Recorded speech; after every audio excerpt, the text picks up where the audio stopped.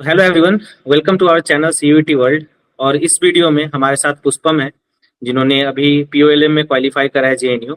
सो आज हम पुष्पम से जानेंगे कि उन्होंने कौन सी स्ट्रैटेजी अपनाई थी, कौन कौन से रिसोर्सेज को पढ़ा था। तो ए टू जेड चीजें आज हम पुष्पम से पूछने वाले हैं। सो वेलकम पुष्पम, एंड अपने बारे में कुछ बताएं हमें।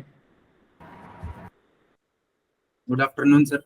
First of all, thank you CVT World PG for providing me a platform where I can share my experience, whatever learned during the preparation. Sir, basically, my name is Pushpam Kumar and I belong to Gaya district of Bihar.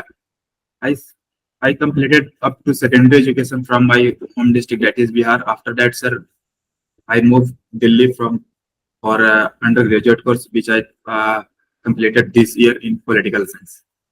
This and luckily I get selected this year in JNU POLM course.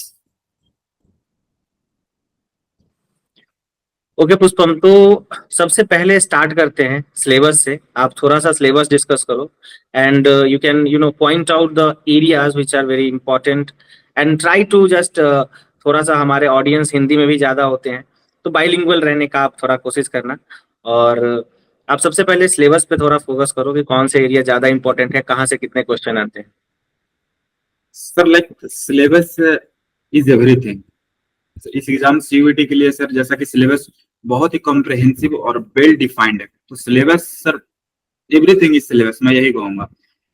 अब जब आप preparation शुरू कर रहे हो, मैं sir preparation last year sir सितंबर में शुरू की थी सर। जब जब मैंने पहला काम किया था वो था sir syllabus, go through each point of the syllabus.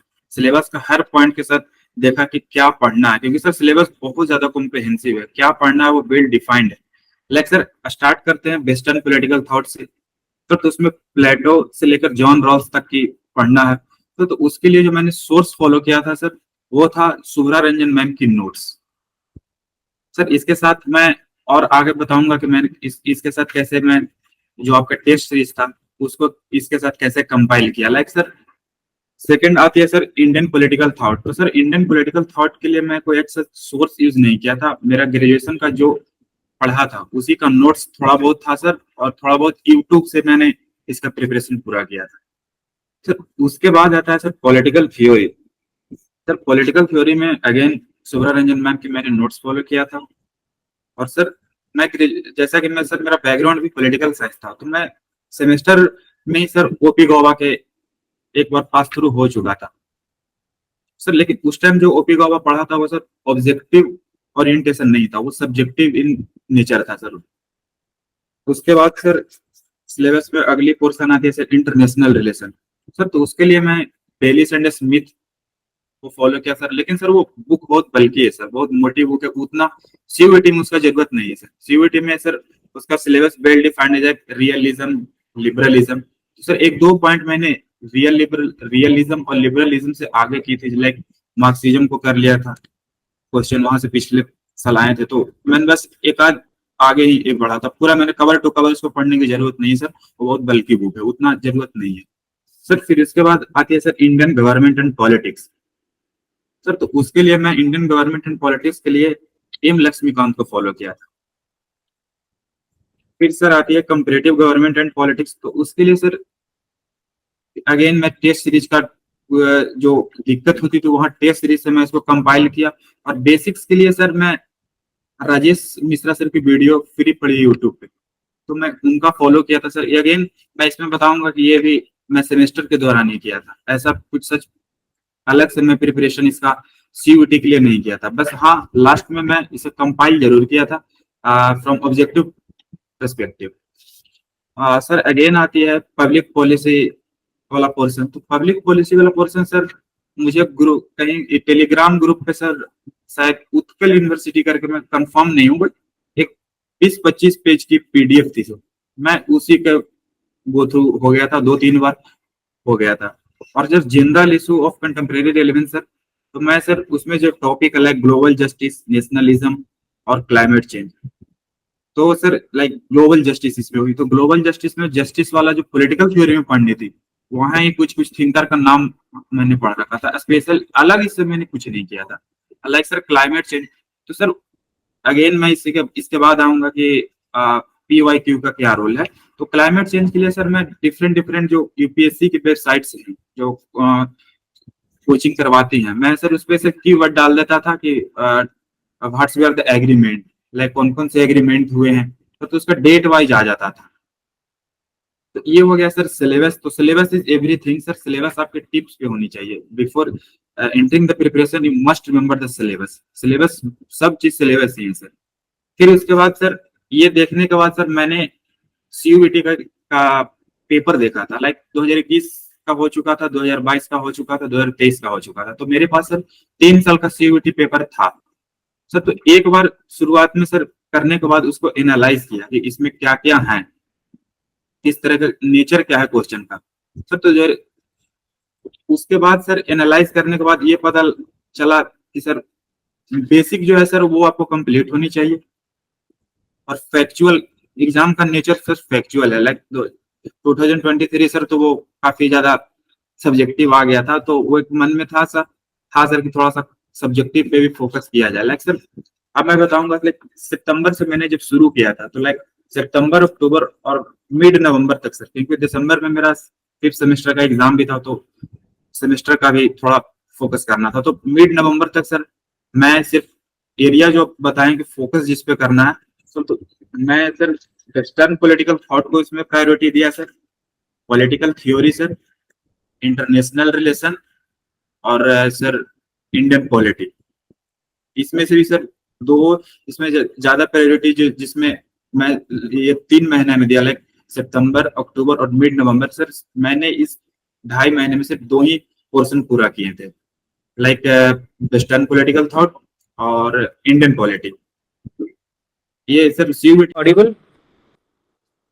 Am I Yes audible? sir, now audible and also now visible. What happened? Is there any problem with your connection, internet connection?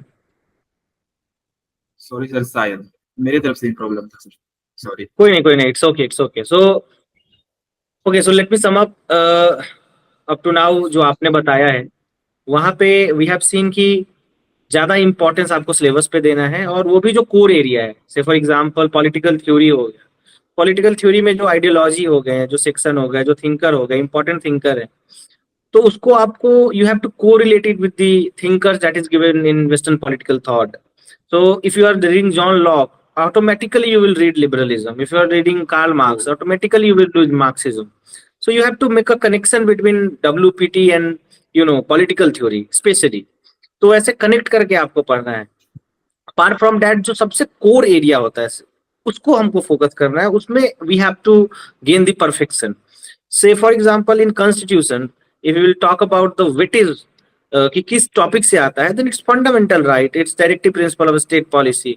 तो इन सब topic को you have to be very ready with the जो basics होते हैं, जहां से you can not go और do any wrong questions.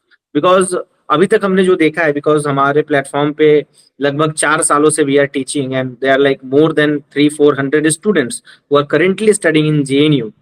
So what we have seen and what we have analysed अभी तक कि सबसे ज्यादा जो मेजॉरिटी ऑफ क्वेश्चन वो आते हैं जो आपके कन्वेंशनल सोर्सेज से हैं, और उसको आप you can not afford to go wrong with those question. तो आप उसको गलत नहीं कर सकते. हो सकता है आपको एक अलबेला सा क्वेश्चन पूछ ले, उसको आप गलत कर सकते हो या उसको आप स्किप कर सकते हो, बट अगर पूछ ले फंडामेंटल राइट से क्वेश्चन, तो you can not do that question wrong. So I think that is the most important part, and आपने भी यही बताया.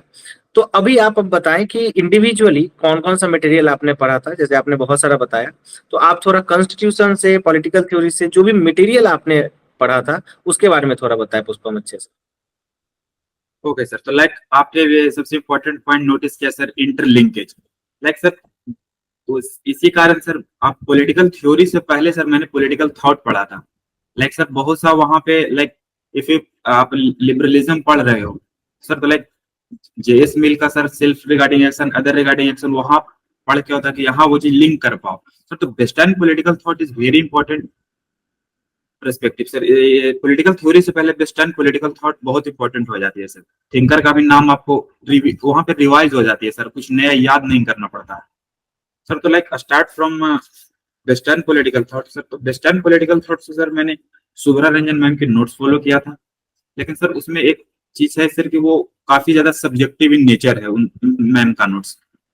एक बार पढ़ने, एक दो बार पढ़ने के बाद सर उसमें मैंने क्या किया था सर कि like previous year question again year is very important sir.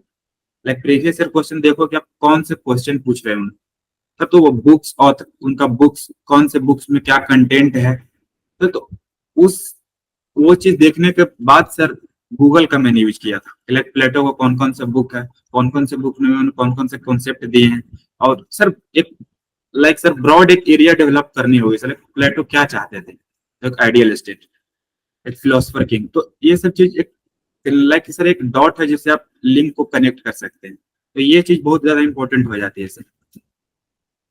Sir again इसमें सर जो मॉडर्न थिंकर थे सर उसमें मैंने ज्यादा फोकस किया था, like JS Mill sir, Karl Marx, John Rawl, after Plato and Aristotle. Plato Aristotle के पास ये चार थिंकर पे मतलब इस बार का फोकस ज्यादा था सर, क्योंकि प्रीवियस ईयर क्वेश्चन में कार्ल मार्क्स 2-3 साल से सर क्वेश्चन लगातार उस पे आ रहे थे, और सर लकली हम कह सकते हैं कि इस बार भी सर 2-3 क्वेश्चन आए थे।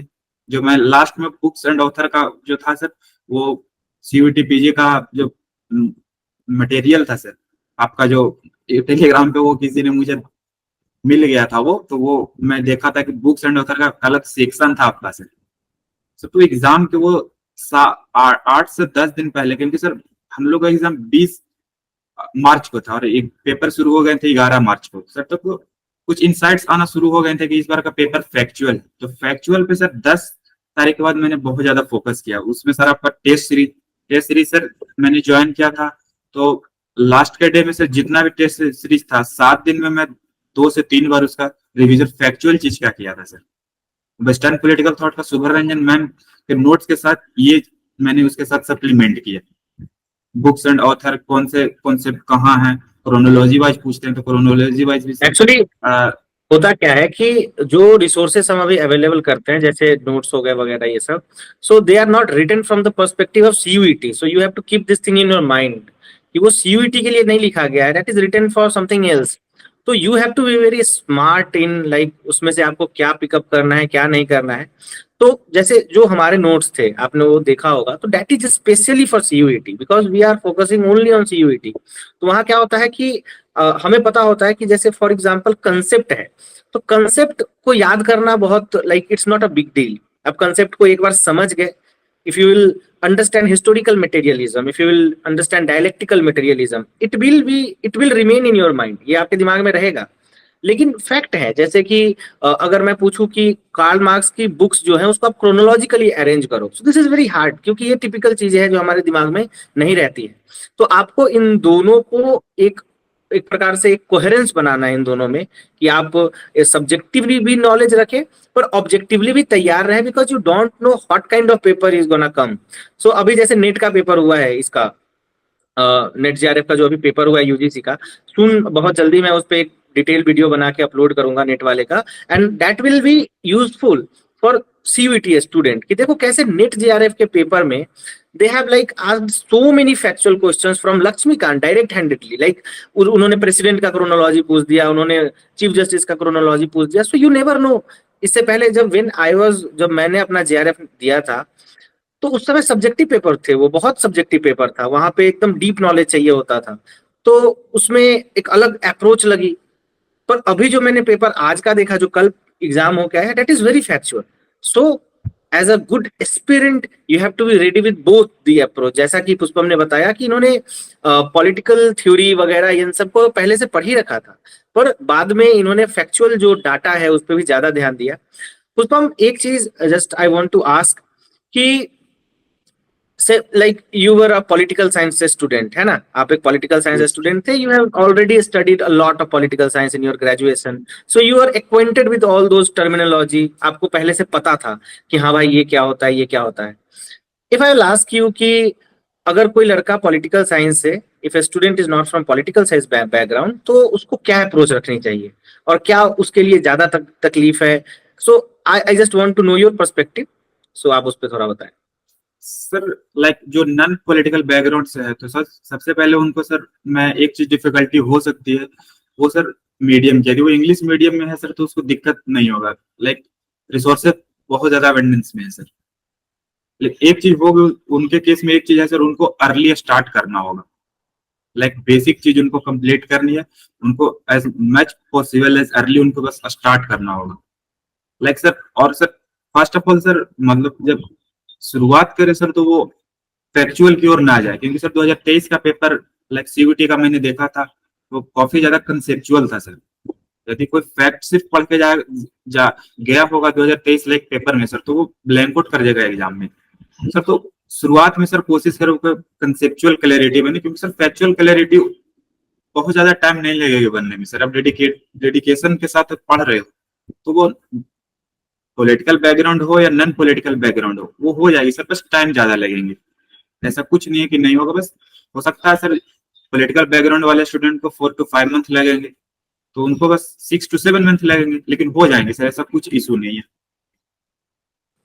ये लाइक ये जो मतलब क्वेश्चन रहता है, क्योंकि मास्टर्स में बहुत सारे लोग अपना स्ट्रीम चेंज करते हैं, स्पेशली जो पॉलिटिकल साइंस में तो कुछ ज्यादातर ये होता है कि बहुत सारे स्ट्रीम के लोग, फॉर एग्जांपल मैं खुद इंग्लिश ऑनर्स से था, I was not from political science, but मैं पॉलिटिकल साइंस में शिफ्ट किया। तो जैसा कि पुष्पम ने बताया कि यू हैव टू थोड़ा अर्ली स्टार्ट करना होगा आपको। Apart from that there is no such thing कि पॉलिटिकल साइंस बैकग्राउंड वाले को आपसे ज्यादा एज नहीं है, उनके पास नहीं है एज। एज बस ये हो सकता है कि वो मतलब जो थोड़ा बहुत ऐसा चीज है वो पहले से जान रहे हो, but that is a thing that you can know. तो जब वो चीजों को जान सकते हो तो उसको आप एज नहीं बोलोगे ना। तो आप आपके पास कोई डिसएडवांटेज नहीं है, आप आराम से अच्छे से तैयारी कर सकते हो। और जो हमने ऐसे जैसे मैंने बताया कि बहुत सारे हमारे स्टूडेंट अभी सिलेक्ट हुए हैं, उसमें से बहुत सारे, इवन आई विल से कि लगभग लगभग 50% स्टूडेंट ऐसे हैं जो नॉन पॉलिटिकल साइंस बैकग्राउंड के। So it is very much achievable. And apart from that कुछ चीजें और हमें आपसे पूछनी है कि प्रीवियस ईयर क्वेश्चन में तो आपने बताया इंपॉर्टेंस, नेट जेआरएफ का जो प्रीवियस ईयर क्वेश्चन है उसको लेके आप अपना अप्रोच बताएं कि आपने उसको कैसे किया था या कितना हेल्पफुल है, उस पर आप थोड़ा बताएं। और सर मैं स्टार्ट करता हूँ सीयूईटी पीवाईक्यू को लेकर। लाइक सीयूईटी पीवाईक्यू सर, उसमें मैं दो चीज फोकस करता था। लाइक सर एक तो सीयूईटी पीजी का टफनेस, और सर टीम को टारगेट था सर जेएनयू, तो मैं जेएनयू का कट ऑफ हर पेपर के ऊपर लिख रखा था सर, वो भी कि कितना इसका कट ऑफ गया है, और 2022 का कितना गया, 23 का कितना गया। और सर वो ओवर की प्रिपरेशन आपको पेपर का टफनेस पता चल जाता है सर, कि किस लेवल का टफ है, कितना कट ऑफ गया है सर। तो मैं वहां पेपर को एनालाइज किया था कि अच्छा इस प्रकार का क्वेश्चन है तो इतना टफ है, 2022 का पेपर था तो इतना टफ था, 2023 का तो इतना कट ऑफ गया था। लाइक टफनेस और सर कट ऑफ का एक रिलेशन बनाकर कोशिश किया था देखने का कि यहाँ तक गया है। दूसरी चीज सर, जो ऑप्शन सही है वो तो सही है ही, जो गलत है सर उनके बारे में भी कुछ इंफॉर्मेशन वहां क्या मिल सकता है। तो मैं तो हर 4 ऑप्शन होते थे सर, चार, तो एक ऑप्शन सही, बाकी 3 ऑप्शन को क्या उसमें कुछ हुआ है तो सर उसके बारे में भी डिटेल मैंने लिखा था, वो पीवाईक्यू पे, सीयूईटी पीवाईक्यू पे ही सर। और वो सर मैं आपको फॉरवर्ड कर दूंगा कि मैं किस तरीके से उसको किया था, कि अदर ऑप्शन में भी क्या हो सकते हैं, ये किया था सर। और लास्ट में सर इसका रिवीजन, सीयूईटी पीवाईक्यू का भी मैंने रिवीजन किया था सर। अब आपने पूछा सर यूजीसी नेट का, सर तो यूजीसी नेट 2011 के बाद सर 2011 से 17 तक सर मैं 2 बार सॉल्व किया था, और आफ्टर 18 से 2023 तक सर मैंने 3 बार सॉल्व किया था। अब मोस्ट इंपॉर्टेंट सर, जो गलत होता था सर उसका रिवीजन, मल्टीपल टाइम रिवीजन, जितना बार आप उसे रिवाइज कर सकते हो उतना रिवीजन करो सर, इट्स वेरी हेल्पफुल, बहुत ज्यादा हेल्पफुल है यूजीसी नेट का question sir. It's very clear, like आप आज सिलेक्ट हुए हो, इसमें सबसे आई थिंक कि जो आपने अभी बताया कि आपने 2 बार रिवाइज किया था, मतलब 2018 से पहले का, 2018 के बाद का 3 बार रिवाइज किया था।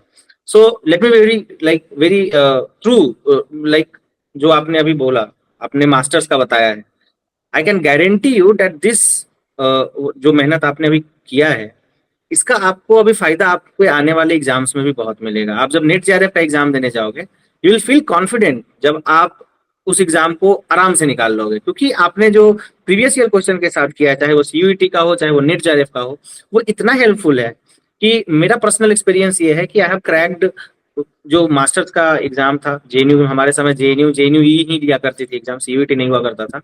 सो उस समय डिफरेंट हुआ करते थे, पीआईएसएम के लिए अलग होता था एग्जाम, पीओएलएम के लिए अलग होता था, आईआरएम के लिए अलग होता था। तो प्रीवियस ईयर क्वेश्चन सॉल्व करने के कारण आई थिंक कि मेरा तीनों स्ट्रीम में क्लियर हुआ. आई cleared JRF in first attempt and a lot of I can say कि उसमें बहुत बड़ा कंट्रीब्यूशन प्रीवियस ईयर क्वेश्चन जो नेट जेआरएफ का है या जो डिफरेंट सोर्सेस है उनका है. इवन पीएचडी के एंट्रेंस में मैंने लगभग 6 सेंटर में क्वालिफाई करा था पीएचडी में. वहां पे भी आई हैव गॉट कि क्वेश्चन वही आ रहे हैं क्योंकि क्वेश्चन लिमिटेड है. वो बहुत ज्यादा फ्रेम नहीं कर सकते क्वेश्चन. लिबरलिज्म से एक लिमिट तक ही क्वेश्चन बनेगा. So you have to pick up these all things जो आपको आपसे आपके आसपास वाले लोगों से आगे बढ़ाता है. कि जो स्टूडेंट नहीं किया प्रीवियस ईयर क्वेश्चन वो सीधा सीधा आपसे पीछे चला गया. भले ही उसने वही किताबें पढ़ रखी होंगी वही चीज कर रखी होंगी पर अगर उसने वो क्वेश्चन अच्छे से और पढ़ने का मतलब जैसा पुष्पम ने बताया it is not just about solving the question it about analysing the question. आपको ये नहीं कहा जा रहा कि आप नेट जेआरएफ के क्वेश्चन सॉल्व करने बैठ जाओ और उसमें आप कट ऑफ निकालने लगो कि 50. That is not exam that you are going to give. आपको सीयूईटी देना है. तो आपको उस क्वेश्चन से सीखना है कि अगर मान लो कोई किताब का नाम आ गया तो उसका एक जवाब तो सही है लेकिन बाकी जो 3 किताब और दिए हुए हैं you have to write down the name of thinkers that क्योंकि वहां से वो क्वेश्चन पिकअप करेगा. सो पुष्पम ने जो बताया I think I will agree with him 100% and with my experience I will add on कि आप इसको बार बार देखते रहो इवन आफ्टर गेटिंग सिलेक्टेड. आपको इस चीज को बार बार देखते रहना है क्योंकि दिस विल हेल्प आने वाले और भी एग्जाम्स में ये आपका हेल्प करेगा. सो अब थोड़ा सा इट इज अब तो ये हो गई बातें पढ़ाई लिखाई की. अब थोड़ा सा हमें ये बताया पुष्पम कि जेएनयू से क्या एक्सपेक्ट करते हो आप and why you have like decided to come to JNU क्योंकि सब स्टूडेंट्स का एक अपना ड्रीम होता है. JNU obviously no doubt it is one of the like biggest university in India not only in India accordingly like अभी जो ranking आई है उसमें वर्ल्ड में भी टॉप कॉलेजेस में एक आता है जेएनयू. तो आपका क्या एक्सपेक्टेशन है और आप क्या देखते थे जेएनयू के लिए just tell us. Sir like exam देने से पहले सर एक पीयर ग्रुप में था कि like JNU is one of the best faculty we can say it over across the world, not in India. In India it is definitely India. Bharat में तो sir है ही लेकिन वर्ल्ड में भी सर क्यूएस रैंकिंग में लगातार इंप्रूवमेंट कारण एक सर था कि एक बार जेएनयू जाना है. रीजन तो वही था सर डाइवर्सिटी वेयर आप डिफरेंट डिफरेंट माइंड से सर डिफरेंट डिफरेंट लोग से इंटरेक्ट करेंगे.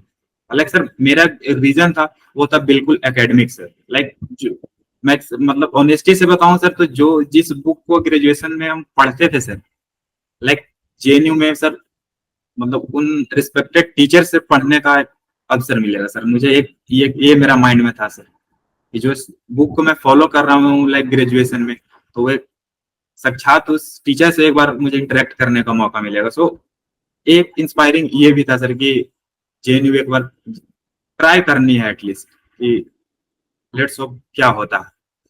दूसरी बात था सर कि मुझे एकेडमिक्स में ही जाना है सर तो एक ओवरऑल सर मैं डाइवर्सिटी पर बहुत ज्यादा फोकस किया था. लाइक सर मेरे साथ भी बहुत सारे स्टूडेंट पीआईएसएम को ऑप्ट किया था सर लेकिन मैं ओरिएंटेशन अपना पीओएलएम में ज्यादा देखा सर. आफ्टर सिलेबस देखने के बाद सर मैं इनिशिएट तुरंत ही फॉर्म नहीं अप्लाई किया था सर और प्रेफरेंस सिलेक्ट करने में सर मैं 20 दिन का टाइम लिया था कि किस तरीके का प्रेफरेंस मैं सिलेक्ट करूं. तो वही सर मैं फिर से सिलेबस की ओर गया तो मैं देखा सर कि मेरा ओरिएंटेशन ज्यादा पीओएलएम में और सर बाकी पीओएलएम मैंने सिलेक्ट किया और लकली मुझे फर्स्ट प्रेफरेंस मिल भी गया सर. वेरी लाइक यही होता है and definitely POLM is gonna help you in your academics no doubt. Like CPS आप जिसको पीओएलएम बोल रहे हो उस सेंटर का नाम सेंटर फॉर पॉलिटिकल स्टडीज है. मैंने भी वहीं से मास्टर्स किया है. उसके बाद मैंने अपना मेरा इंटरेस्ट थोड़ा इंटरनेशनल रिलेशन में था तो I shifted to international relation. But POLM will give you the best academic experience as well as they are like वहाँ पे बेस्ट फैकल्टी है. And apart from studies is a part of JNU. It's not all about JNU. JNU is just not about studies. It's about building your character, building a confidence. And you will see, जब आप यहाँ पे पहुंचोगे तो आपको पता चलेगा कि when you will interact with different groups, different kind of ideologies, जब यहाँ के आप उस debate में शामिल होंगे, तो that will definitely going to help you a lot.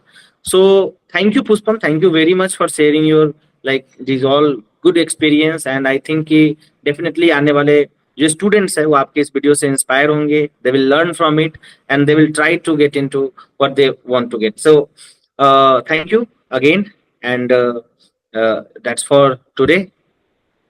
Thank you. Again, sir, thank you CUET World for providing consistent, like everything, sir, guidance, study material, and most important, sir, your test series. That is, sir, above the mark. Especially for those who revise, and sir, जो revision करेगा इसको, sir, it's very very insightful. बहुत ज्यादा मदद देती है sir आपकी test series. Like वो सर बिल्कुल सीवीटी पैटर्न पे ही था. तो again sir, it's very thankful for providing such type of content. See हमारा जो ये चैनल है, ये लगभग अब हमारा ये 5वां साल होने वाला है. इससे पहले हमने 4 साल सीयूईटी और उससे पहले जेएनयूई का भी हम जब पढ़ाते थे.